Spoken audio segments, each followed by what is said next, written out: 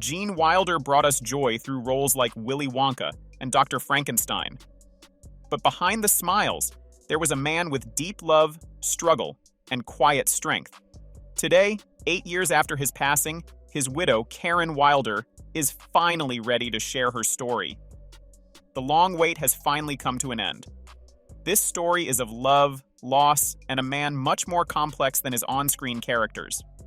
Gene Wilder's career spanned decades, and for that, he's a household name for generations. His unforgettable roles in Blazing Saddles and Young Frankenstein has had him captivate audiences worldwide with his quick wit and undeniable charm. But those who know him personally saw another side. To them, he was a man who valued family, friendship, and love above all else. Originally born as Jerome Silverman in 1933, Gene Wilder grew up in Milwaukee, Wisconsin. His love for acting began at a young age. After studying theater and honing his craft, he changed his name to Gene Wilder, a tribute to his favorite playwright Thornton Wilder. Gene's early career wasn't glamorous. He started on stage, performing in off-Broadway productions and Shakespeare plays. But it was his persistence, passion, and unique comedic timing that eventually caught Hollywood's attention. His big break came in 1967, when he landed the role of Leo Bloom in Mel Brooks' The Producers. His portrayal of the nervous, neurotic accountant earned him his first Academy Award nomination for Best Supporting Actor. This performance solidified Gene's talent for combining humor with vulnerability, a combination that would define much of his career. In 2016, at the age of 83, Wilder passed away due to complications from Alzheimer's disease.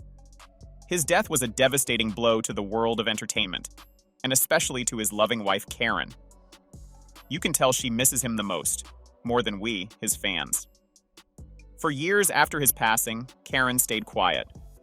She grieved in private, away from the public eye. Many wondered why she hadn't spoken out, shared stories, or even given interviews about her time with Gene. The truth was, Karen was still processing her loss. The love they shared was something personal, too precious to put into words, at least until now. In a recent essay for ABC News, Karen finally opened up about the hidden struggles Gene faced, especially in his final years. Alzheimer's is a cruel disease. It erased the man she once knew slowly. Karen revealed the emotional toll it took on both of them. The frustration, the fear, the moment of confusion, as Gene slowly forgot parts of his own life. But through it all, Karen never left his side. Karen Wilder begins by reflecting on how she never imagined marrying a movie star or spending years caring for one. They met in 1989 when he was preparing for his role in See No Evil, Hear No Evil. Gene wanted to understand his character, who was deaf, and sought Karen's advice as she worked as a speech pathologist with the hearing impaired. What a way to meet your soulmate. For over 20 years, Gene and Karen wrote a beautiful love story. These lovebirds were practically inseparable during their marriage together. They traveled, played tennis, took dance lessons, and painted in their garden. But after years of happiness, Karen started noticing small signs that something isn't right. Gene, always tender and kind, suddenly lashed out at their grandson. His perception became faulty. On a bike ride, he thought they had crashed into Tress far away. He couldn't even remember the name of his own movie, Young Frankenstein, and had to act it out instead. Now we're getting how bad his condition was. After tests, they received a devastating diagnosis: Alzheimer's. Unlike other illnesses, this one offered no hope of survival.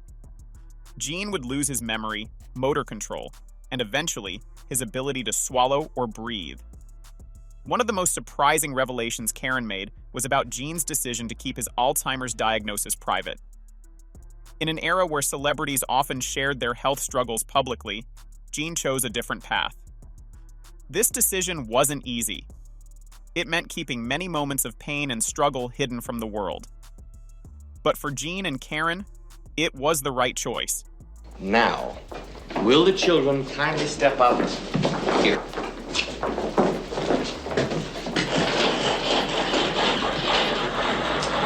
Damage, floods, fire, frost, of frippery. Accidents? What kind of accidents? I didn't know we had to sign anything for this tour. I can't see what it says in the bottom. Violet, you first.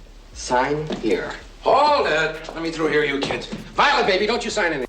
Despite the disease, Karen was determined to care for Gene at home. She adapted to every new challenge as his condition worsened. Even in the hardest moments, Gene's humor still shone through. After struggling to get up, he would look around and say, "Just a minute, folks, I'll be right back," in true Gene Wilder fashion. Thank you for coming, all of you for coming. It's still hard for me to watch the movie. I can't help but cry.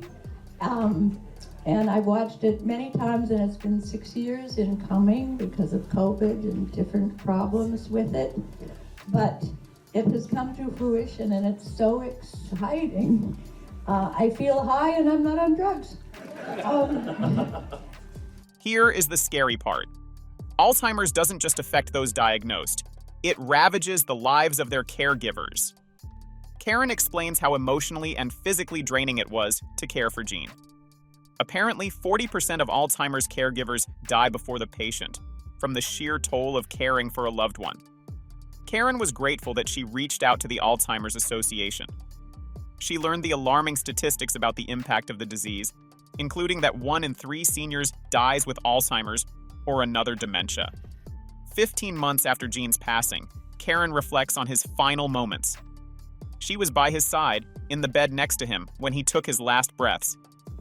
She said he hadn't spoken to her in days, but on his last night, he looked her straight in the eye and said he trusts her.